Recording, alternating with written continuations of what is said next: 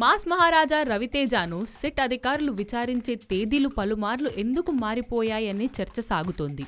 ఇప్పటికీ 2 దఫాలు రవితేజ విచారణ తేదీలు మార్చారు. పలు తేదీల్ని మార్చిన తరువాత రేపు రవితేజను విచారిస్తున్నారు సిట్ అధికారులు. ఎందుకు ఈ తేదీలు మార్చారనే విషయంపై పకడ్బందీ వ్యూహంతోనే రవితేజ విచారణ తేదీలు మార్చారనే ప్రచారం ఉంది.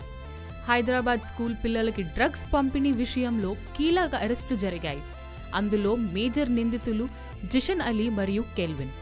ఈ ఇద్దరు కూడా రవితేజ బండారం బయటపెట్టారని తెలుస్తోంది. కొన్ని సంవత్సరాలుగా రవితేజతో ఉన్న బంధాన్ని చెప్పారు.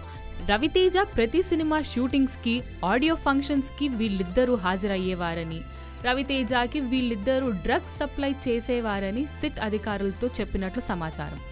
అందుకే రవితేజ ఈ డ్రగ్స్ కేసులో చాలా కీలకంగా మారాడని, అందరి వాంగ్మూలాలు నమోదు చేసుకున్న తరువాతే పకడ్బందీగా రవితేజపై ఆధారాలు రుజువు చేయాలని ఇన్ని డేట్స్ మార్చారని అనుకుంటున్నారు సినీ వర్గాలు.